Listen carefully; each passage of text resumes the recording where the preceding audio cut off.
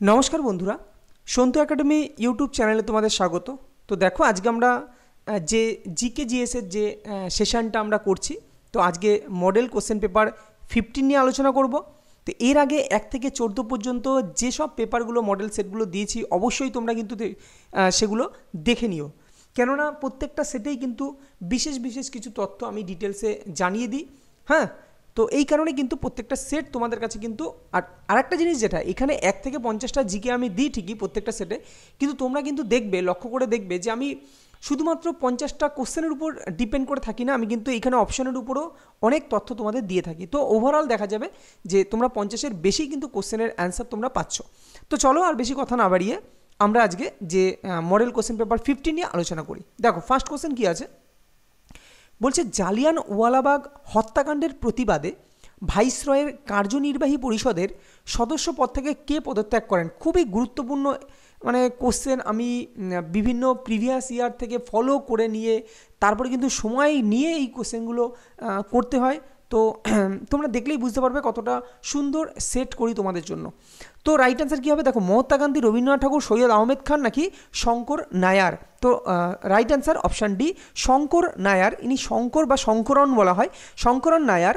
ইনি কিন্তু এই জালিয়ানওয়ালাবাগের যে হত্যাকাণ্ড হয়েছিল, যার ফলে এই হত্যাকাণ্ড কবে কত তারিখে হয়েছিল? 1919-এর 13ই এপ্রিল, তাই না? 1919-এর 13ই এপ্রিলে এই ঘটনাটি ঘটেছিল এবং সেখানে এর ফলে রবীন্দ্রনাথ ঠাকুর নাইট উপাধি ত্যাগ করেন এবং সেই সময় এই ঘটনার প্রতিবাদে কিন্তু ভাইসরয়ের যে কার্যনির্বাহী পরিষদের সদস্যপদ থেকে শঙ্কর নায়ার কিন্তু পদত্যাগ করেছিলেন।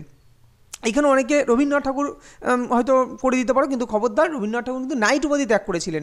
আচ্ছা, এইখানে আর একটা গুরুত্বপূর্ণ কোশ্চেন হয় যে এই যে জালিয়ানওয়ালাবাগের হত্যাকাণ্ডের জন্য একটা কমিশন গঠন করা হয়েছিল, সেইটা কি কমিশন? সেটাকে বলা হয় হান্টার কমিশন। খুবই গুরুত্বপূর্ণ, হান্টার কমিশন কিন্তু এই জালিয়ানওয়ালাবাগের হত্যাকাণ্ডের মানে সঙ্গে কিন্তু হান্টার কমিশন যুক্ত। এবং এটা কত সদস্য ছিল এটাও পরীক্ষায় আসে, তো এটা কিন্তু 7 সদস্যের কিন্তু হান্টার কমিশনটি ছিল। পরবর্তী কোশ্চেন দেখো, সুলতানি বংশের কোন সুলতানেরা সর্বাধিক সময় রাজত্ব করেছিলেন? খলজি, লোদি, দাস, তুগলক? তো রাইট অ্যান্সার কী হবে? রাইট অ্যান্সার তুগলক বংশের কিন্তু শাসকরা, সুলতানি বংশের তুগলক শাসকরা কিন্তু সর্বাধিক সময় রাজত্ব করেছিলেন। দেখো, লোদি বংশের প্রতিষ্ঠাতাকে, তো লোদি বংশের প্রতিষ্ঠাতা হচ্ছে বহুলুল লোদি, আর দাস বংশের প্রতিষ্ঠাতাকে কুতুবউদ্দিন আইবক। কুতুবউদ্দিন আইবককে কিন্তু দাস বংশের প্রতিষ্ঠাতা হিসাবে দেখা হয়। এবং এর সাথে আরেকটা জিনিস দেখো, এই যে তোমার ইলতুৎমিশ ছিলেন কি? আচ্ছা, কুতুবউদ্দিন আইবক কিন্তু কুতুব মিনার তোমার তৈরির কাজ শুরু করেছিলেন এবং শেষ করেছিলেন ইলতুৎমিশ। নিচের কোন হরপ্পান সাইটে 3টি জনপদের অবশিষ্টাংশ পাওয়া গেছে? ধুলাভিরা, আলমগীর, কালীবঙ্গান নাকি মহেঞ্জোদারো? তো রাইট অ্যান্সার কী হবে? Right answer Dholavira. এটা ধুলাভিরা না, এটা হচ্ছে ধোলাভিরা। ওকে, তো ধোলাভিরা এই জায়গায় কিন্তু তোমার হরপ্পান সাইটে 3টি জনপদের কিন্তু অবশিষ্টাংশ পাওয়া গেছে এই ধোলাভিরায়। ওকে, চলো পরবর্তী কোশ্চেন। আচ্ছা, মহেঞ্জোদারো কথার অর্থ কী তোমরা জানো? মৃতের স্তূপ। দারাশিকো কি শিরোনামে উপনিষদগুলি ফার্সি ভাষায় অনুবাদ করেছিলেন? ক্লিয়ার? বলছে কোন শিরোনামে? আল ফিরহিস্ট নাকি মাজমা উল বাহরাইন নাকি কিতাবুল বায়ান নাকি শের ই আকবর? তো রাইট অ্যান্সার কী হবে? রাইট অ্যান্সার শের ই আকবর। এই শিরোনামে কিন্তু দারাশিকো উপনিষদগুলি ফার্সি ভাষায় অনুবাদ করেছিলেন হচ্ছে শের ই আকবর। এটা শের ই আকবর না শির ই আকবর হবে, যাই হোক। পরবর্তী কোশ্চেন দেখো, নিম্নলিখিত ব্যক্তিদের মধ্যে কে ক্যাবিনেট মিশনের সদস্য ছিলেন না? তোমরা জানো ক্যাবিনেট মিশনের কয় সদস্য ছিল তোমরা? আচ্ছা, ক্যাবিনেট মিশনের কয় সদস্য নিয়ে গঠিত সেটা তোমরা আমাকে কমেন্টে জানাও। AV Alexander, John Simon, Stafford Cripps, Pethick Lawrence? তো রাইট অ্যান্সার কী হবে? কে ছিলেন না? জন সাইমন কিন্তু ক্যাবিনেট মিশনের সদস্য ছিলেন না। স্ট্যাফোর্ড ক্রিপস, প্যাথিক লরেন্স, হ্যাঁ, এরা সবাই ছিলেন। যাই হোক, আর প্যাথিক লরেন্সের নেতৃত্বেই কিন্তু 1935 সালে ভারত শাসন আইনের প্যাথিক লরেন্সের নেতৃত্বে যেটা এসেছিল, তখনই কিন্তু এই গণপরিষদের কথা কিন্তু ভারত যে একটা গণপরিষদ, মানে ভারত সংবিধান রচনার জন্য গণপরিষদ তৈরি হবে, এটা কিন্তু সেই সময় প্যাথিক লরেন্সের দায়িত্বে কিন্তু এটা আসে, ভারতে আসে। চলো পরবর্তী কোশ্চেন দেখো, বলছে হিমালয়ের অবস্থান। বলছে হিমালয়ের অবস্থান কোথায়? ট্রান্স হিমালয়, শিবালিক হিমালয়, মধ্য হিমালয় নাকি গ্রেট হিমালয়? তো রাইট অ্যান্সার কি? রাইট অ্যান্সার কি? রাইট অ্যান্সার কিন্তু মধ্য হিমালয়। মধ্য হিমালয়ে কিন্তু তোমার হিমাচল হিমালয়ের অবস্থান। এবং এইখানে একটা জিনিস তোমাদের একটু বলে রাখি যে দেখো এই যে শিবালিক হিমালয়, শিবালিক হিমালয়ের উত্তরে এবং হিমাদ্রি হিমালয়ের দক্ষিণে, ঠিক আছে, তোমার যে পর্বতশ্রেণী, চওড়া পর্বতশ্রেণী, সেটাই কিন্তু তোমার হিমাচল হিমালয় বা এই হিমাচল হিমালয়ের আরেক নাম হচ্ছে অবহিমালয়। ক্লিয়ার? অবহিমালয়, যেটা হচ্ছে লেজার হিমালয় বলা হয়। হিমাচল হিমালয় বা অবহিমালয় বা ওটাকে বলা হয় লেজার হিমালয়, ঠিক আছে।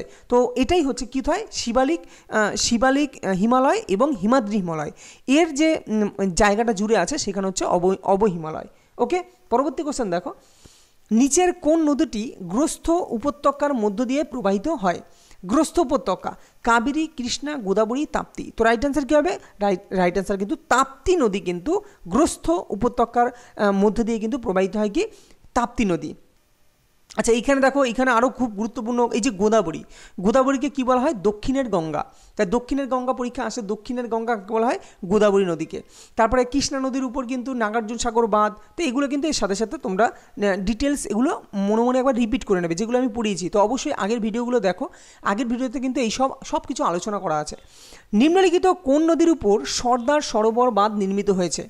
নর্মদা, শতদ্রু, কাবেরী, মহানদী। তাহলে সর্দার সরোবর বাঁধ নির্মিত হয়েছে কোথায়? সেটা কিন্তু অপশান এ, নর্মদা নদীর উপর কিন্তু এই সর্দার সরোবর বাঁধ কিন্তু নির্মিত হয়েছে। এবং এর সাথে মনে রাখো, এই যে বাঁধ, সর্দার সরোবর যে বাঁধটা, এটা কিন্তু পৃথিবীর দ্বিতীয় বৃহত্তম বাঁধ। কি বললাম? পৃথিবীর দ্বিতীয় বৃহত্তম বাঁধ কিন্তু এই সর্দার সরোবর বাঁধ, যা নর্মদা নদীর উপরে ভারতের কোন রাজ্যে অবস্থিত? গুজরাট রাজ্যে অবস্থিত। এবং এর সাথে আর একটা কোশ্চেন, যখনই নর্মদা এসছে তখনই একটা কোশ্চেন তোমরা জানো, নর্মদা বাঁচাও আন্দোলন, তাই না? এই নর্মদা বাঁচাও আন্দোলনের সাথে যুক্ত ছিলেন কে? তো পরীক্ষা আসে তিনি মেধা পাটেকর। মেধা পাটেকর কিন্তু এই নর্মদা বাঁচাও আন্দোলনের সঙ্গে যুক্ত ছিলেন। পরবর্তী কোশ্চেন বলছে, ভারতের সর্বাধিক খনিজ সম্পদপূর্ণ শিলা সিস্টেম কোনটি? Cuddapah system, Vindhyan system, Gondwana system নাকি ধারওয়ার সিস্টেম?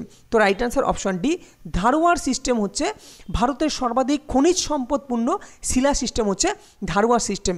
এবং এর সাথে মনে রাখো, এই যে ধারওয়ার সিস্টেম, এটা হচ্ছে ভারতের প্রাচীনতম রূপান্তরিত শিলা।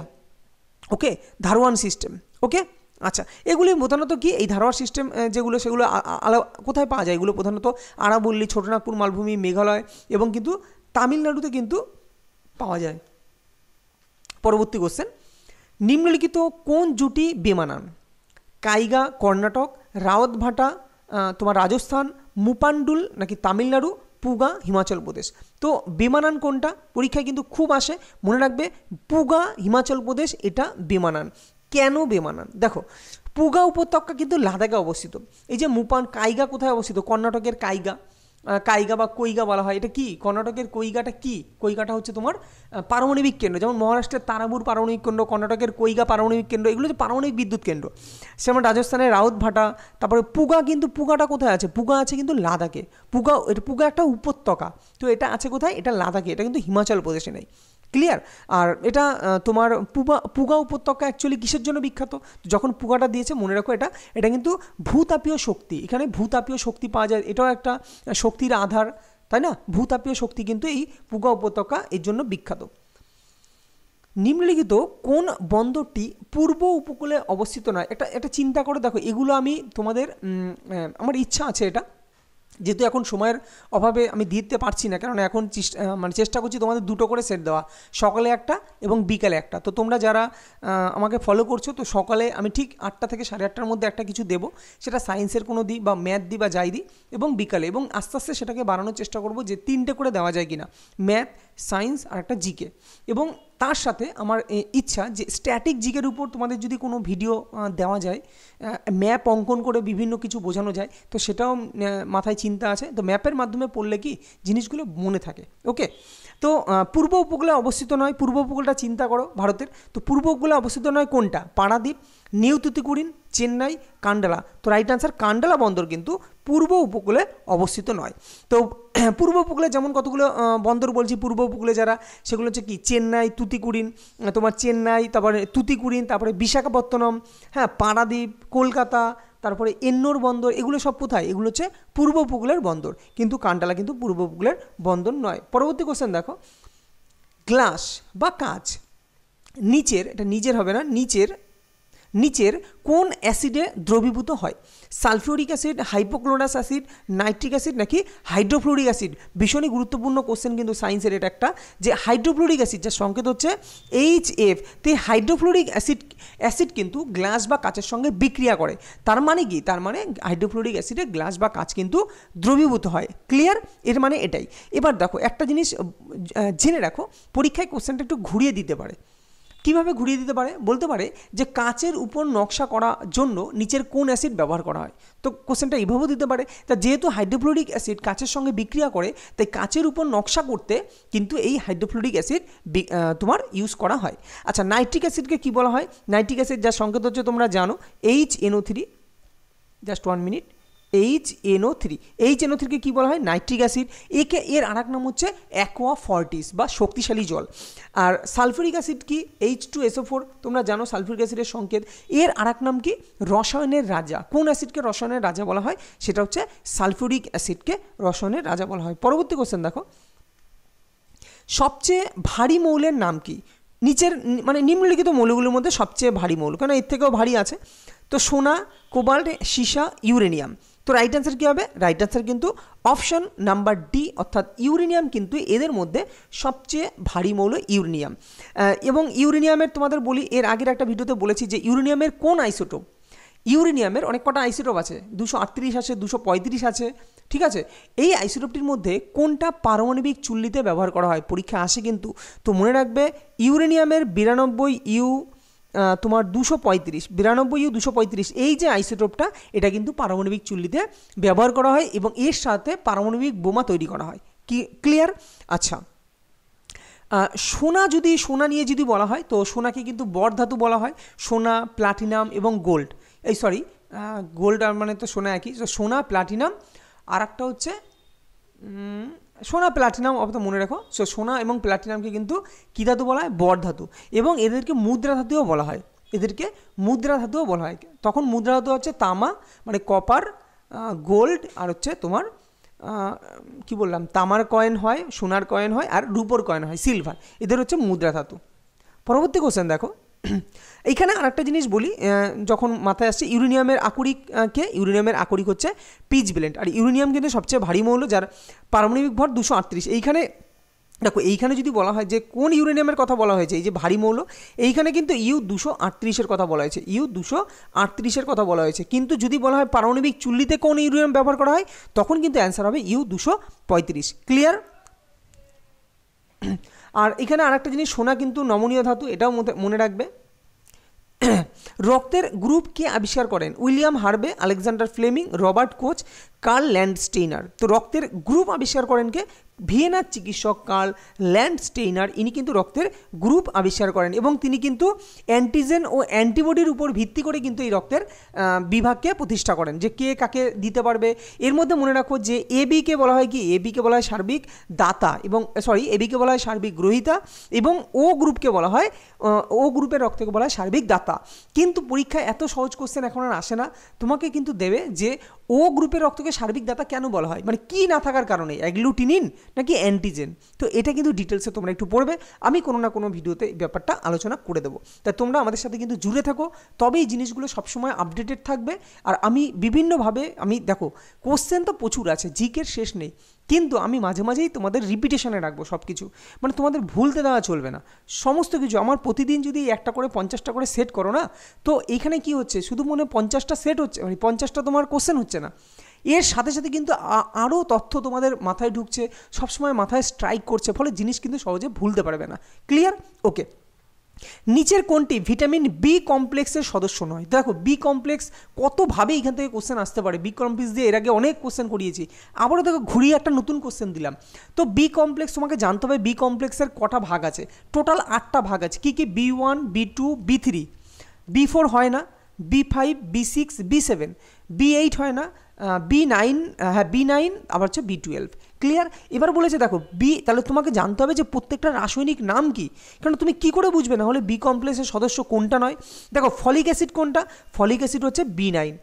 এগুলো কিন্তু আমি সব সময় পড়তে বলি, কিভাবে কোশ্চেন আসবে কেউ বলতে পারবে না। তো B9 হচ্ছে ফলিক অ্যাসিড। রাইবোফ্লাভিন কোনটা, সেটা হচ্ছে B2 হচ্ছে রাইবোফ্লাভিন। আচ্ছা, এটা ফিয়ামিন না, এটা হবে থিয়ামিন। তাহলে থিয়ামিন কোনটা, সেটা হচ্ছে B1, যার অভাবে বেরি রোগ হয়। এবং অ্যাসকর্বিক অ্যাসিড হচ্ছে ভিটামিন সি। তাহলে এই অ্যাসকর্বিক অ্যাসিড কিন্তু অ্যাকচুয়ালি বি কমপ্লেক্সের সদস্য নয়। তাহলে তোমাকে এখানে B1, B2, B3, হ্যাঁ, B5 প্রত্যেকটার নাম কিন্তু তোমাকে জানতে হবে।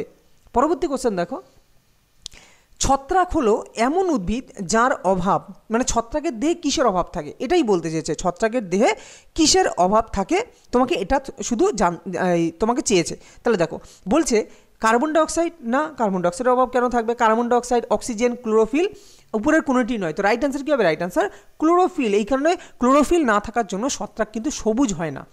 ক্লোরোফিলের আধিক্যের জন্যই তো যে কোনো উদ্ভিদ সবুজ হয় না। তো এই কারণে ছত্রাকের দেহে কিন্তু এই ক্লোরোফিলের অভাব আছে। এবং এইখানে একটা জিনিস জেনে রাখো যে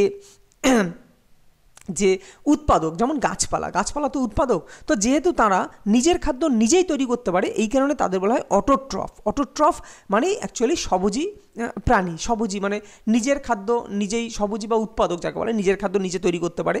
এবং এই সালোক সংশ্লেষ করতে গেলে কিন্তু তোমার কি এই ক্লোরোফিল কিন্তু প্রয়োজন হয়। তাই ছত্রাকের কিন্তু ক্লোরোফিলের অভাব, তাই ছত্রাক কিন্তু সালোক সংশ্লেষে সক্ষম হয় না। তো এই জিনিসগুলো কিন্তু এর সাথে সাথে জেনে রাখবে।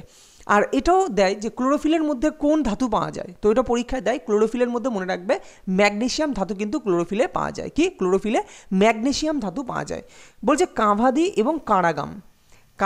এবং কারাগাম কোন রাজ্যের সাথে সম্পর্কিত, তামিলনাড়ু, মহারাষ্ট্র, মধ্যপ্রদেশ নাকি কেরালা। তো রাইট অ্যান্সার কী হবে, রাইট অ্যান্সার এই কাভাদি এবং কারাগাম, এটা কিন্তু তামিলনাড়ু রাজ্যের কিন্তু তোমার তামিলনাড়ু রাজ্যের সাথে সম্পর্কিত। দেখো এর সাথে তামিলনাড়ু রাজ্যের কয়েকটা উৎসব, যেমন আমি বলি খুব ইম্পর্টেন্ট, যেটা হচ্ছে একটা বিখ্যাত উৎসব, নামটা মনে পড়ছে, পোঙ্গল। তামিলেতে পোঙ্গল, ওনাম কেরালায়, একটা ছন্দের সাথে তোমাদের মনে রাখতে বলেছি। হ্যাঁ, তামিলেতে পোঙ্গল, ওনাম কেরালায়, যাক তারপরে তার খেয়াল পড়ছে না, যাই হোক। তো পোঙ্গল কিন্তু তামিলনাড়ুর একটা বিখ্যাত উৎসব, যেটা হচ্ছে এবার এটাও পরীক্ষায় দেয় যে এই পোঙ্গল উৎসবটা তামিলনাড়ুর বিখ্যাত উৎসব, এটা কিসের উৎসব। তো মনে রাখবে এই যে পোঙ্গল যে উৎসবটা, এটা কিন্তু ফসল কাটার উৎসব, মানে ফসলের উৎসব। আর তোমার তামিলেতে আর একটা বিখ্যাত উৎসব হচ্ছে কি পুথান্ডু, এটাও কিন্তু তামিলেতে, এটাও পরীক্ষায় খুব আসে, পুথান্ডু। এই পুথান্ডু উৎসবটা অ্যাকচুয়ালি কিন্তু তামিলের নববর্ষের দিন, আমাদের যেমন পশ্চিমবঙ্গে বা টোটাল বাঙালি নববর্ষের পয়লা বৈশাখ, সেরকম তামিলেতে এই পুথান্ডু উৎসবটা কিন্তু নববর্ষের উৎসব হিসেবে পালন করা হয়। আর পোঙ্গল হচ্ছে ফসলের উৎসব একটা। নিম্নলিখিত কোন স্থানে গোল গম্বুজ কি অবস্থিত, কোথায়। তো রাইট অ্যান্সার কী হবে, রাইট অ্যান্সার পশ্চিমবঙ্গ, রাজস্থান, মহারাষ্ট্র, কর্ণাটক। তো সবাই জানো কর্ণাটকে কিন্তু, কর্ণাটকের কোথায়, কর্ণাটকের বিজাপুর জেলায় কিন্তু তোমার, বিজাপুর জায়গায় কিন্তু তোমার কি অবস্থিত, গোল গম্বুজ অবস্থিত, কর্ণাটকের বিজাপুর এলাকা। তাহলে গোল গম্বুজ কোথায় অবস্থিত, কর্ণাটক রাজ্যের বিজাপুর এলাকায়। এবার দেখো এইখানে একটা জিনিস আর একটা গুরুত্বপূর্ণ, যে গোল গম্বুজ এটা কী উদ্দেশ্যে তৈরি করেছিল এবং কে। তো মনে রাখবে এটা হচ্ছে একটা সমাধি এবং ভারতের বৃহত্তম গম্বুজ। প্রথম কথা হচ্ছে ভারতের বৃহত্তম গম্বুজ, আর এটা হচ্ছে সমাধি, কার সমাধি, মোহাম্মদ আদিল শাহের সমাধি, এবং তিনিই কিন্তু এই গোল গম্বুজটা তৈরি করেছিলেন। ক্লিয়ার। পরবর্তী কোশ্চেন দেখো, নিম্নলিখিত কোন ব্যক্তি বলেছেন ভারত একটি আধা ফেডারেল রাষ্ট্র, এটা ফেডারেল হবে, ফেডারেল রাষ্ট্র। লর্ড ব্রাইস, আইভর জেমস নাকি এমএন রায় নাকি কেসি হায়ার। তো রাইট অ্যান্সার কী হবে, কেসি হায়ার। ইনি কিন্তু বলেছিলেন কি ভারত একটি আধা ফেডারেল রাষ্ট্র। তো ভীষণই গুরুত্বপূর্ণ এই কোশ্চেনটা, ভারত একটি আধা ফেডারেল রাষ্ট্র কে বলেছিলেন, কেসি হায়ার। পরবর্তী কোশ্চেন দেখো, ভারতীয় সংবিধানে স্বাধীনতার অধিকার রয়েছে কত নং ধারায়, 19 থেকে 22, 16 থেকে 19, 14 থেকে 18 নাকি 12 থেকে 18 নং ধারা। তো রাইট অ্যান্সার কী হবে, রাইট অ্যান্সার 19 থেকে 22 নং ধারা, অর্থাৎ অপশান এ। এইখানে কিন্তু ভারতে স্বাধীনতার অধিকারের কথা কিন্তু বলা আছে 19 থেকে 22 নং ধারা। দেখো এই যে স্বাধীনতার, এটা একটা মৌলিক অধিকার। তো মৌলিক অধিকার নিয়ে এর আগে অনেকবার ভিডিওতে আমি অনেক কিছু বলেছি। তো এইখানে কিন্তু এই ব্যাপারটা আমি আর বলছি না, তোমরা যারা মনে করবে এই ব্যাপারে ডিটেলসে জানবে, আগের ভিডিওগুলো দেখো, তোমরা কোনো না কোনো ভিডিওর মধ্যে কিন্তু এই মৌলিক অধিকার, মৌলিক কর্তব্য বিষয়গুলো কিন্তু ডিটেলসে পেয়ে যাবে। পরবর্তী কোশ্চেন দেখো, নিচের কোনটি সঠিকভাবে মিলছে না, মানে কোনটার সাথে কোনটা মিলবে না। দ্বিতীয় খণ্ড, এটা কি নাগরিক, দ্বিতীয় খণ্ড মানে কি পার্ট 2, যেটা মানে প্রথম অংশ দ্বিতীয় অংশ, এই যে ব্যাপারটা, দ্বিতীয় খণ্ড কি নাগরিকত্বের কথা বলে? তৃতীয় খণ্ড মৌলিক অধিকার, আচ্ছা মিলছে না বলেছে। চতুর্থ খণ্ড রাষ্ট্রের নির্দেশমূলক নীতি। পঞ্চম খণ্ড মৌলিক কর্তব্য। তো দেখো প্রথম কথা হচ্ছে পঞ্চম খণ্ড, রাইট আনসার কী হবে? রাইট আনসার একদম রাইট যেটা অপশান ডি, পঞ্চম খণ্ড মৌলিক কর্তব্য। মৌলিক কর্তব্য অ্যাকচুয়ালি দেখো, মৌলিক কর্তব্য যেটা, এটা তো আগে ছিল না। মৌলিক কর্তব্য 1942 সালে, 1976 সালে 42তম সংবিধান সংশোধনীর মাধ্যমে কিন্তু এই মৌলিক কর্তব্য যেটা 51 ধারায়, কি বললাম, 51 এ নং ধারায় কিন্তু তোমার যুক্ত করা হয়েছে। তাহলে 51 পর্যন্ত আগে ছিল, যেটা হচ্ছে পার্ট 4। এই পার্ট 4-এর 51 কিন্তু এই মৌলিক কর্তব্য তোমার যুক্ত করা হয়েছে, কেন পার্ট 3 হচ্ছে 12 থেকে 35, তারপরে পার্ট 4 চলে আসলো চতুর্থ খণ্ডের, কিন্তু 51 নং ধারায় কিন্তু মৌলিক কর্তব্য যুক্ত করা হয়েছে। তো এটা হচ্ছে ভুল। ক্লিয়ার? পঞ্চম খণ্ডের মৌলিক কর্তব্য, এটা ভুল। আচ্ছা মৌলিক কর্তব্য কোথা থেকে নেওয়া হয়েছে? তো মৌলিক কর্তব্য কিন্তু রাশিয়ার সংবিধান থেকে নেওয়া হয়েছিল। মৌলিক কর্তব্য সোভিয়েত রাশিয়া। ভারতীয় সংবিধানের কোন অনুচ্ছেদের অধীনে রাষ্ট্রপতি উভয় কক্ষের দ্বারা পাশ হওয়া যে কোনো বিলের প্রতি তার সম্মতি দেওয়ার ক্ষমতা ভোগ করেন? মানে উভয় কক্ষে পাশ হওয়া যে কোনো বিলের প্রতি তিনি তার সম্মতি দিতে বাধ্য থাকবেন, এরম বলা হয়েছে। তো এটা কোন নং ধারায় বলা হয়েছে? এটা কিন্তু রাইট আনসার কী হবে? রাইট আনসার 111 নং ধারায় কিন্তু এই কথা কিন্তু বলা হয়েছে যে রাষ্ট্রপতি তার সম্মতি বলছি কেন, অসম্মতি দেওয়ার ক্ষমতা ভোগ করেন। আর দেখো সংশোধন বিল, এখানে কিন্তু গুরুত্বপূর্ণ লাইন কিন্তু মনে রাখো, যেগুলো সংশোধনী বিল হয় না, সেখানে কিন্তু রাষ্ট্রপতি বাধ্য থাকে সেই বিলে তোমার করতে, সম্মতি জানাতে। আর এইখানে বলছে উভয় কক্ষের দ্বারা পাশ হওয়া, ভারতীয় সংবিধানের কোনো অনুচ্ছেদের অধীনে, কোন অনুচ্ছেদের অধীনে রাষ্ট্রপতি উভয় কক্ষের দ্বারা পাশ হওয়া কোনো বিলের প্রতি তার অসম্মতি দেওয়ার ক্ষমতা ভোগ করেন। তিনি তার অসম্মতি জানাতেই পারেন।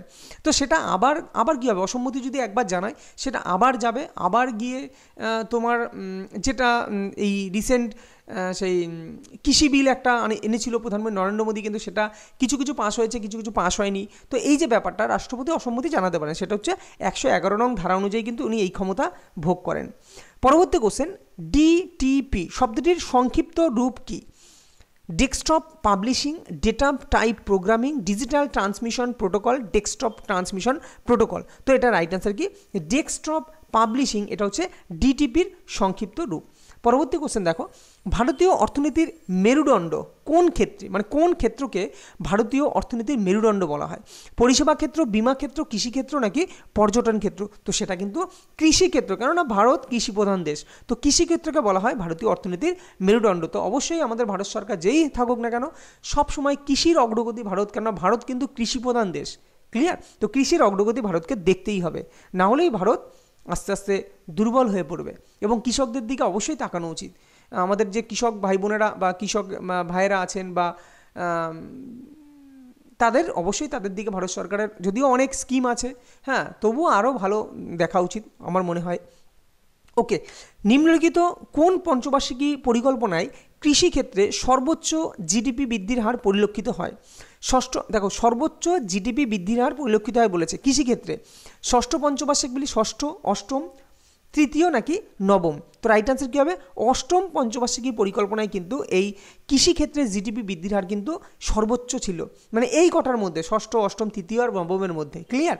আচ্ছা, ষষ্ঠ পঞ্চবার্ষিকী পরিকল্পনার মাধ্যমে কিন্তু নাবার্ড গঠিত হয়, ভীষণই গুরুত্বপূর্ণ, বারবার বলি এটা কিন্তু আমি। নাবার্ড কোন পরিকল্পনার মাধ্যমে গঠিত হয়? তো এটা কিন্তু ষষ্ঠ, NABARD, ষষ্ঠ পঞ্চবার্ষিকী পরিকল্পনায় কিন্তু নাবার্ড গঠিত হয়। এটা কী কারণে? এটা কিন্তু অ্যাকচুয়ালি দারিদ্র্য ও গ্রামীণ উন্নয়নের ক্ষেত্রে কিন্তু এরা কাজ করে। নাবার্ডের পুরো নাম কি এবং নাবার্ড কোন কমিটির সুপারিশে? আচ্ছা, তোমাদের একটা হোমওয়ার্ক দিলাম যে কোন কমিটির সুপারিশে এই নাবার্ড গঠিত হয়, কোন কমিটির সুপারিশে, এটা তোমরা আমাকে কমেন্টে জানিও। নিম্নলিখিত কোন সালে ভারত স্পেশাল ইকোনমিক জোন, যেটা হচ্ছে SEZ, special economic zone, SEZ এর নীতি কার্যকর করেছে বা কার্যকর হয়েছে কোন সালে? 1998 নভেম্বর, 1999 ডিসেম্বর, 2000 নভেম্বর নাকি 2005 ফেব্রুয়ারি? তো রাইট অ্যান্সার কী হবে? রাইট অ্যান্সার হচ্ছে 2000, মানে অর্থাৎ নভেম্বর 2000, অর্থাৎ 2000 সালের নভেম্বর মাসে কিন্তু তোমার ভারত সরকার কিন্তু বা ভারত স্পেশাল ইকোনমিক জোন, এটা যেটা সিজ, এটা কিন্তু তৈরি করেছে। এটা অ্যাকচুয়ালি কী দেখো, এই এই যে বিশেষ অর্থনৈতিক অঞ্চল, এটাকে বলা হয় স্পেশাল ইকোনমিক জোন, মানে বিশেষ অর্থনৈতিক অঞ্চলের নীতি। এটা অ্যাকচুয়ালি তোমার বহুবিধ নিয়ন্ত্রণ এবং ছাড়পত্রের কারণে অভিজ্ঞতার ত্রুটিগুলি কাটিয়ে ওঠার লক্ষ্যে বাস্তবায়িত হয়েছিল। ক্লিয়ার? এর কারণ কি? বহুবিধি যে নিয়ন্ত্রণ এবং ছাড়পত্রের কারণে কিন্তু এটা করা হয়েছিল, এবং বিশ্বমানের অবকাঠামোর অনুপস্থিতি এবং বৃহত্তর বিদেশি বিনিয়োগের আকর্ষণ করার জন্য। মানে যে এই যে ধরো বাইরের দেশ, আমি যদি স্পেশাল ইকোনমিক জোন এই ব্যাপারটা না তৈরি করি, তাহলে আমাদের তো বাইরের দেশকে আগে বোঝাতে হবে যে হ্যাঁ আমাদের এখানে যদি আপনি টাকা লাগান, টাকা খাটান, তাহলে আপনি প্রফিট পাবেন। তো এই যে ব্যাপারটা এটা করাই হয়েছিল, তার কারণ হচ্ছে বাইরের দেশকে প্রলোভন করার জন্য। বাইরের দেশের বিভিন্ন যে শেয়ার যারা ব্রোকার আছে বা যারা শেয়ার বিজনেস করে, তাদেরকে অ্যাকচুয়ালি তোমার বিদেশি বিনিয়োগকে আকর্ষণ করার জন্য। বিদেশি বিনিয়োগ আসলেই তো তবেই ফরেন কারেন্সি, আমাদের যে কারেন্সি বৃদ্ধি পাবে, যত আমাদের ডলার আসবে ভারতে, তত আমাদের কারেন্সি তত স্ট্রং হবে। ক্লিয়ার? ওকে, চলো পরবর্তী কোশ্চেন। নিচের কোন দেশটি G8 গ্রুপের সদস্য নয়? Spain, France, Japan, Italy. তো G8 গ্রুপের সদস্য নয় কে? G8 গ্রুপের সদস্য নয় কিন্তু স্পেন। স্পেন কিন্তু G8 গ্রুপের সদস্য নয়। তাহলে G8 গ্রুপের সদস্য কারা? দেখো, ফ্রান্স তো অবশ্যই G8 গ্রুপের সদস্য। ফ্রান্স, জাপান, তারপরে তোমার ইতালি, এরাও G8 গ্রুপের সদস্য। এর সাথে কানাডা, তারপরে জার্মানি, রাশিয়া, মার্কিন যুক্তরাষ্ট্র এবং যুক্তরাজ্য। তাহলে কারা কারা?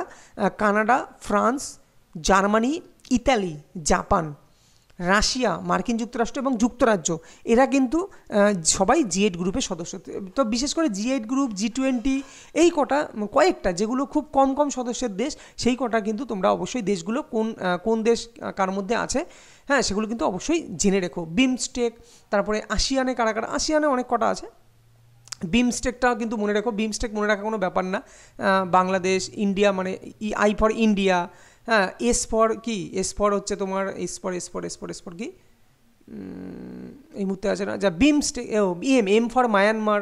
তো এইভাবে বিভিন্ন তোমরা কিন্তু এগুলো দেখে রাখতে পারো। এস ফর মানে সাউথ কোরিয়া। যাই হোক, পরবর্তী কোশ্চেন দেখো। সাউথ কোরিয়া তো অন্যদিকে। আচ্ছা, যাও পরবর্তী কোশ্চেন দেখি।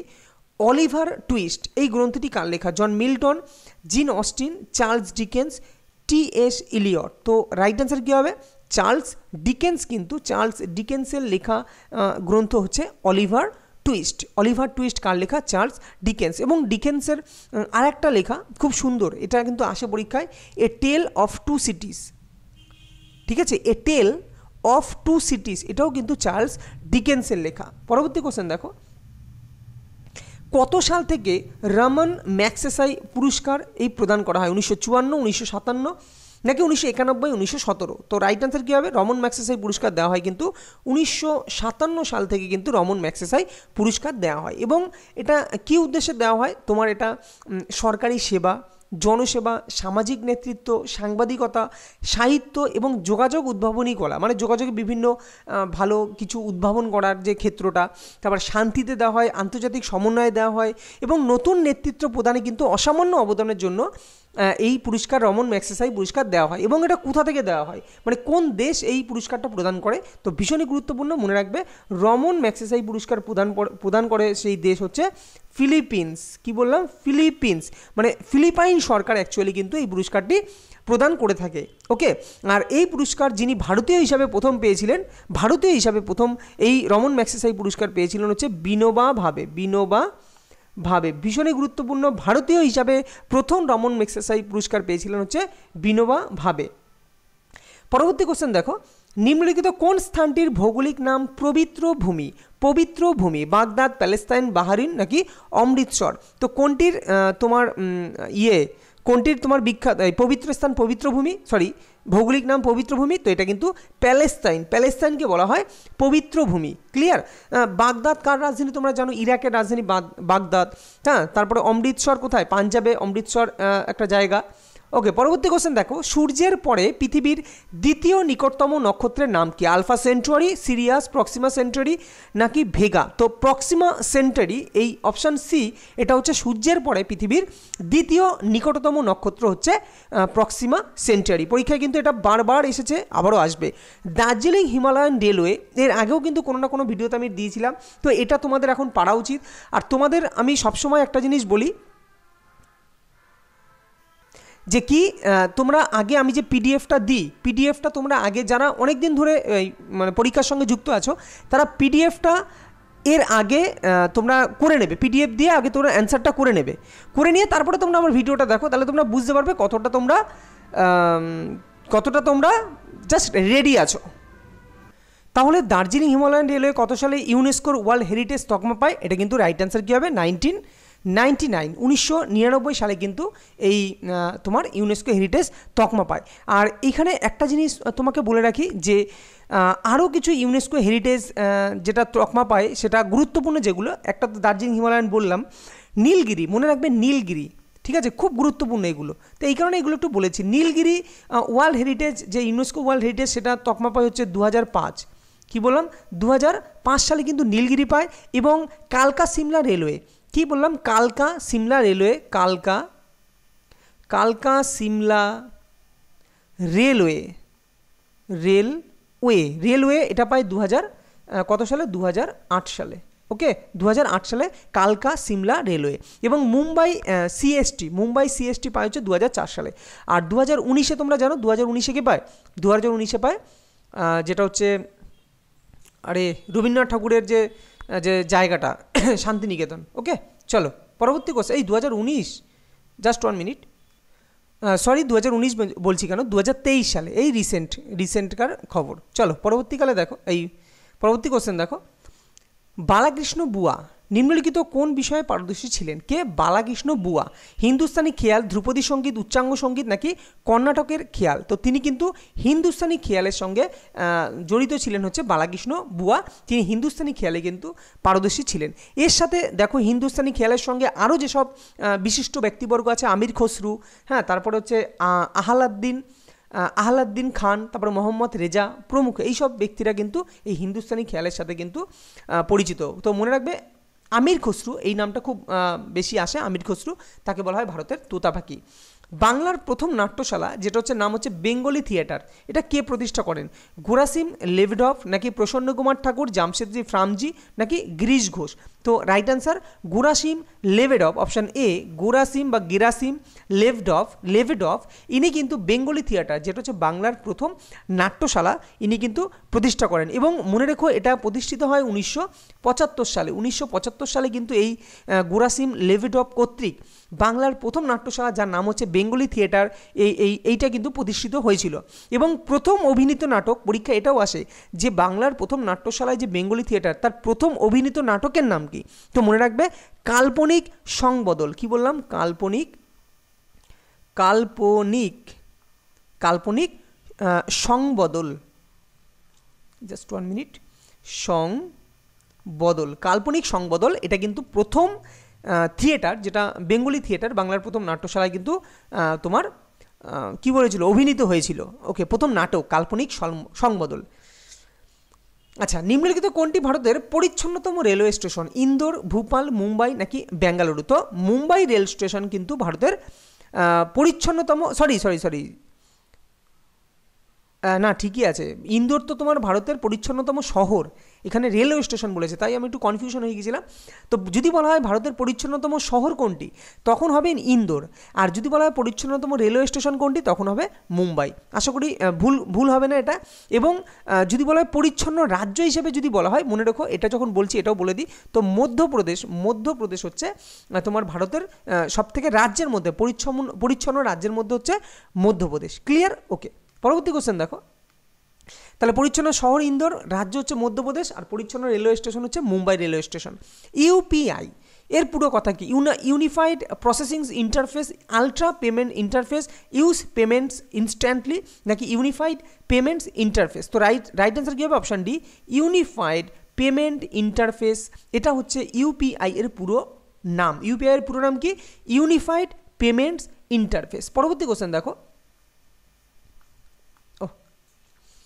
Next, Indian institute of social science এর গবেষণাগার কেন্দ্র কি বা গবেষণা কেন্দ্রটি কোথায় অবস্থিত? জব্বলপুর, যোধপুর, ভোপাল নাকি নিউ দিল্লি? তো রাইট আনসার মধ্যপ্রদেশের ভোপালে কিন্তু এই Indian institute of soil science অর্থাৎ মৃত্তিকা বিজ্ঞানের যে গবেষণাগার বা যে কি বলা হয় মৃত্তিকা বিজ্ঞানের গবেষণাগার কেন্দ্রটি কিন্তু মধ্যপ্রদেশের ভোপালে অবস্থিত। পরবর্তী কোশ্চেন দেখো, সম্প্রতি প্রয়াত লুইস সুয়ারেজ ইনি কে ছিলেন বা কিসের সাথে জড়িত ছিলেন? তো ক্রিকেটার, ফুটবলার, লেখক নাকি পদার্থবিদ? তো তিনি কিন্তু ছিলেন একজন বিখ্যাত ফুটবলার। লুইস সুয়ারেজ ইনি কিন্তু ছিলেন কি বিখ্যাত ফুটবলার, ইনি রিসেন্ট প্রয়াত হয়েছিলেন বা প্রয়াত হয়েছেন। ন্যাশনাল গ্রিন হাইড্রোজেন মিশনের জন্য কি বলছে? ন্যাশনাল গ্রিন হাইড্রোজেন মিশনের জন্য কোন দেশকে কি বলছে? কোন দেশকে 1 বিলিয়ন ইউরো লোন দিচ্ছে ইউরোপিয়ান ইনভেস্টমেন্ট ব্যাংক? চীন, জাপান, ইতালি নাকি ভারত? তো রাইট অ্যান্সার কী হবে? রাইট অ্যান্সার কিন্তু ভারতকে, কিন্তু এটা রিসেন্ট কারেন্ট অ্যাফেয়ার্স এবং খুবই গুরুত্বপূর্ণ। কিন্তু ভারতকে কিন্তু এই ন্যাশনাল গ্রিন হাইড্রোজেন মিশনের জন্য তোমার ইউরোপিয়ান ইনভেস্টমেন্ট ব্যাংক কিন্তু ভারতকে 1 বিলিয়ন ইউরো কিন্তু লোন দিতে চলেছে, বা লোন এটা ধাপে ধাপে দেবে, একবারে দেবে না, ধাপে ধাপে দেবে। নাসার সাথে মঙ্গল গ্রহের রোভার পরিচালনা করা প্রথম ভারতীয় হলেন কে? নাসার সাথে মঙ্গল গ্রহের রোভার পরিচালনা করা প্রথম ভারতীয় হলেন কে? আর শুক্লা, এস সোমনাথ, অক্ষয় কৃষ্ণমূর্তি, এটা অক্ষয়া কৃষ্ণমূর্তি হবে নাকি কল্পনা চাওলা? তো রাইট আনসার অক্ষয়া না, এটা অক্ষয়া না অক্ষতা, যত সম্ভব জানলাম তার নামটা, তবুও তোমরা দেখো অক্ষতা কৃষ্ণমূর্তি। ওকে, তবুও তোমরা নামটা একটু দেখো, তবে এটাই রাইট অ্যান্সার হবে যে নাসার সাথে মঙ্গল, কেননা এটা যখন নিউজে ছিল তখন যতটা সম্ভব আমি নামটা শুনেছিলাম অক্ষতা কৃষ্ণমূর্তি। ওকে, তো যাই হোক, অক্ষতা কৃষ্ণমূর্তি ইজ রাইট অ্যান্সার, যিনি নাসার সাথে মঙ্গল গ্রহের রোভার পরিচালনা করা প্রথম ভারতীয়। নিচের কোনটি সঠিক নয়? কার্য জুল, শক্তি জুল, তড়িৎধারণ অ্যাম্পিয়ার নাকি চাপ নিউটন পার বর্গমিটার? দেখো, চাপের একক নিউটন পার বর্গমিটার তোমরা জানো, এসআই একক, এবং একেই এই নিউটন পার বর্গমিটারকে কী বলা হয়? আর এক নামে কী নামে ডাকা হয়? পরীক্ষা কিন্তু দিতে পারে, তো পাস্কাল, একেই বলা হয় পাস্কাল। ক্লিয়ার? তো এই জিনিসগুলো মনে রাখতে হবে কিন্তু। আচ্ছা, শক্তির একক জুল, শক্তির এসআই একক জুল, এবং কার্যেরও এসআই একক জুল, মনে রাখবে, কার্যেরও এসআই একক জুল, শক্তিরও এসআই একক জুল। তো এইগুলো তো ঠিক। তো রাইট অ্যান্সার তড়িতাধান, তড়িতাধানের একক কিন্তু অ্যাম্পিয়ার না, তড়িৎ প্রবাহ মাত্রার একক অ্যাম্পিয়ার, কিন্তু তড়িতাধানের একক কি? তড়িতাধানের একক হচ্ছে কুলম। তো রাইট অ্যান্সার হচ্ছে কুলম হবে তড়িতাধানের একক। তো এইখানে হিসাব অনুযায়ী সঠিক নয়, তাহলে অপশান সি কিন্তু সঠিক নয়। ভারী ধাতুগুলিকে অন্যান্য ধাতুর তুলনায় ভারী বলা হয়। এই ভারী বলার কারণ কি? কী কারণে ভারী বলা হয়? অধিক ঘনত্ব তাদের বেশি, নাকি অধিক আণবিক ভর, নাকি অধিক পারমাণবিক সংখ্যা, নাকি অধিক আণবিক ব্যাসার্ধ? তো মনে রাখবে, তাদের আণবিক ভরটা এতটাই বেশি, তো এই কারণে কিন্তু ভারী ধাতুগুলিকে ভারী বলা হয়। ক্লিয়ার? পরবর্তী কোশ্চেন দেখো, ফাইয়েন কার সময় ভারতে আসেন? চন্দ্রগুপ্ত মৌর্য, দ্বিতীয় চন্দ্রগুপ্ত, সমুদ্রগুপ্ত নাকি স্কন্দগুপ্ত? তো দ্বিতীয় চন্দ্রগুপ্তের সময় কিন্তু ফাইয়েন ভারতে আসেন। আর প্রথম চন্দ্রগুপ্তের সময় ভারতে আসেন কে? প্রথম চন্দ্রগুপ্তের সময় ভারতে আসেন মেঘাস্থিনিস, যিনি ইন্ডিকা বই কিন্তু লিখেছিলেন, ইন্ডিকা। আর এইখানে সমুদ্রগুপ্তকে জানো ভারতের নেপোলিয়ান বলা হয়, স্কন্দগুপ্তকে ভারতের রক্ষাকর্তা বলা হয়। এবং সমুদ্রগুপ্তের সভাকবি কে ছিলেন? এবং এর সাথেও তোমরা জানো সমুদ্রগুপ্তের সভাকবি ছিলেন কি? হরিসেন। ওকে, দেখো পরবর্তী কোশ্চেন, গ্রাম থেকে প্রথমে ছোট শহর। কোশ্চেনটা কি বলেছে? গ্রাম থেকে প্রথমে ছোট শহর এবং পরে বড় শহরে মানুষের যে স্থানান্তর ঘটে। দেখো, মানে কোনো এক এলাকার ধরো মানুষ, সেটা গ্রাম থেকে প্রথমে ছোট শহরে গেল এবং ছোট শহর থেকে আস্তে আস্তে বড় শহরে গেল। তো এই যে স্থানান্তর, এটাকে কি বলা হয়?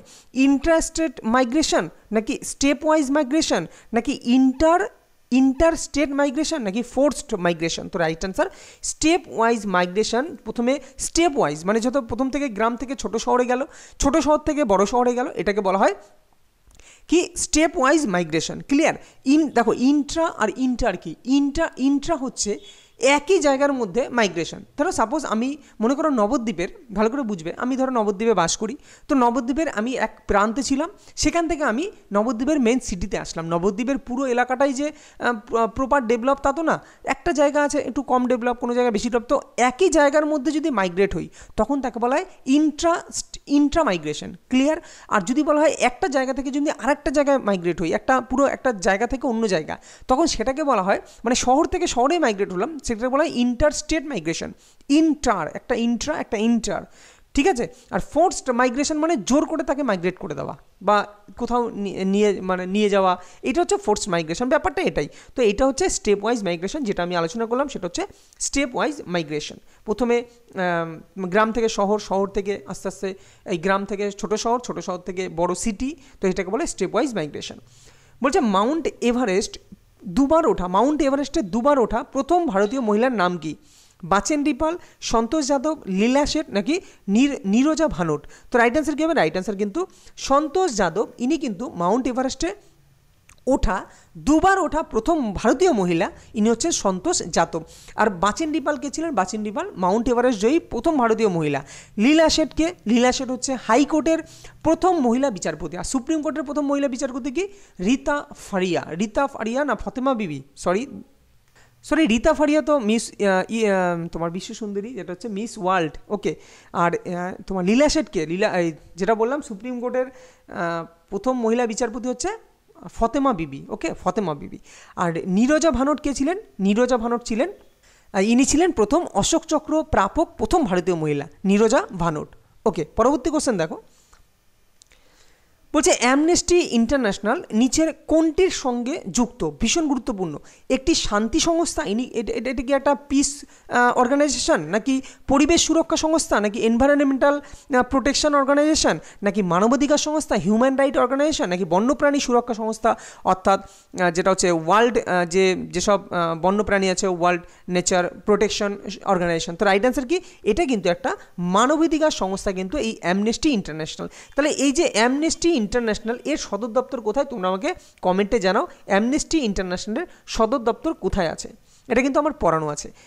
আতশবাজিতে গ্রিন কালার, গ্রিন মানে আতশবাজি তোমরা যখন পোড়াও দেখবে তো সেখানে সবুজ কালার দেখা যায়, সবুজ রং দেখা যায়, এটা নিচের কোনটির কারণে? সোডিয়াম ক্লোরাইড, মনে রাখবে সোডিয়াম ক্লোরাইড সবসময় হলুদ আকার দেয়, ক্লিয়ার? যেখানে হলুদ আকার পাবে সেখানে মনে রাখবে সোডিয়াম ভেপার। যেমন ভেপার লাইট আছে, এই যে দেখবে হলুদ কালারের যে ভেপার লাইট বড় বড় আগে বিভিন্ন পৌরসভা অঞ্চলে লাগানো থাকে, বড় বড় ভেপার লাইট ছিল, তো এগুলো কিন্তু সোডিয়াম ভেপার, সেখানে কিন্তু সোডিয়ামের লবণ থাকে। আচ্ছা, স্ট্রনশিয়াম ক্লোরাইড নাকি বেরিয়াম ক্লোরাইড নাকি ক্যালসিয়াম ক্লোরাইড? তো ক্যালসিয়াম যখনই থাকবে মনে রাখবে ইটের কালার লাল, টকটকে লাল, ইটের যেমন কালার হয় পোড়া ইটের, তো সেখানে সাধারণত ক্যালসিয়াম থাকে বা স্ট্রনশিয়ামও থাকে সেখানে। তো এইখানে রাইট অ্যান্সার হবে বেরিয়াম ক্লোরাইড, অর্থাৎ BaCl2। কি বললাম? BaCl2। এই বেরিয়াম ক্লোরাইড হচ্ছে তোমার আতশবাজিতে গ্রিন কালারের জন্য কিন্তু বেরিয়াম ক্লোরাইড দায়ী, বা বেরিয়ামের ক্লোরাইড বলতে পারো। একটি লিফটে দাঁড়িয়ে থাকা কোনো ব্যক্তির ওজন বাস্তব ওজন অপেক্ষা কম হবে। একটা লিফটে দাঁড়িয়ে আছে কোনো ব্যক্তির ওজন তার বাস্তব ওজন অপেক্ষা কম হয়ে যাবে কখন? লিফটটি যখন ত্বরণ সহ উপরের দিকে উঠবে। আর ত্বরণ সহ যদি উপরের দিকে ওঠে, দুম করে আস্তে আস্তে ত্বরণ সহ ওঠে, তাহলে তো আরও ওজন আরও মনে হবে কি আরও বাড়ছে, তাহলে তো এটা হবেই না। আচ্ছা, লিফটটি একটি নির্দিষ্ট বেগে নিচের দিকে নামবে, নির্দিষ্ট বেগে নামলে তো ওজনের কি হেরফের হবে? একটা নির্দিষ্ট বেগেই যদি নেমে যায় তাহলে ওজনের কোনো হেরফের হবে না। আচ্ছা, লিফটটি একটি নির্দিষ্ট কথাটা আগে বাদ দাও, নির্দিষ্ট কথা বাদ দিয়ে তো রাইট অ্যান্সার অপশান ডি এটাই পড়ে আছে। অর্থাৎ লিফটটি যখন ত্বরণ সহ নিচের দিকে নামবে তখন কিন্তু সে নিজেকে হালকা বোধ করবে, তাই না? নিজের বাস্তব ওজন অপেক্ষা নিজেকে হালকা মনে হবে ত্বরণ সহ যদি নিচের দিকে নামে। পরবর্তী কোশ্চেন দেখো, ভারতের সবচেয়ে প্রাচীনতম বাঁধ কোনটি? তো রাইট অ্যান্সার দেখো রিহান্দ, হীরাকুদ, কাল্লানাই নাকি ভাকরানাঙ্গাল? তো রাইট অ্যান্সার অপশান সি, অর্থাৎ কাল্লানাই বাঁধ, যেটা তামিলনাড়ু রাজ্যে কিন্তু অবস্থিত, এটা হচ্ছে ভারতের প্রাচীনতম বাঁধ কিন্তু কাল্লানাই বাঁধ। ভাকরানাঙ্গাল বাঁধ কোথায় আছে? ভাকরানাঙ্গাল বাঁধ কিন্তু পাঞ্জাবে আছে, ঠিক আছে? এইখানে আমি একটা জিনিস কিন্তু ওটা ঠিক করে দিয়েছি, তোমরা দেখে নিও। ভাকরানাঙ্গাল বাঁধ কিন্তু আমি যেটা বলেছিলাম দীর্ঘতম নাকি উচ্চতম, যাই হোক ওটা কিন্তু ঠিক করে দিয়েছি। আর এইখানে ভারতের দীর্ঘতম বাঁধ, ভারতের উচ্চতম বাঁধ, ভারতের আয়তনের দিক দিয়ে সবথেকে বড় বাঁধ, হ্যাঁ। আর খাড়ার বাঁধ মানে ভাকরানাঙ্গালটা অ্যাকচুয়ালি কিন্তু উচ্চতম না, উচ্চতম হচ্ছে তোমরা জানো হীরাকুদ বাঁধ, তেহরি বাঁধ, তেহরি বাঁধ হচ্ছে উচ্চতম। আর হচ্ছে তোমার খাড়ার দিক দিয়ে যদি বলা হয় উচ্চতম তখন হবে ভাকরানাঙ্গাল বাঁধ। তো এটা একটা জিনিস আমি তোমাদের অনেকদিন ধরে বলবো, সেটা আজকে বলছি।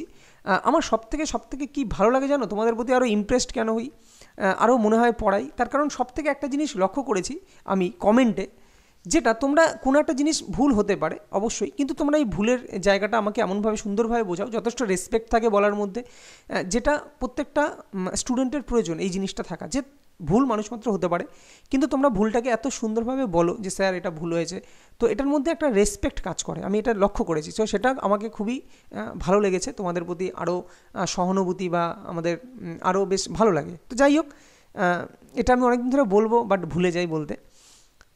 ওকে, এরকমই সবারই এরকম হওয়া প্রয়োজন। প্রত্যেকটা স্টুডেন্টের কিন্তু এই জিনিসটা থাকা দরকার, যে রেসপেক্ট, শ্রদ্ধা, এই জিনিসটা খুবই প্রয়োজন মানুষের জীবনে। ওকে, লোকসভার সদস্য হতে গেলে ন্যূনতম বয়স কত হওয়া প্রয়োজন?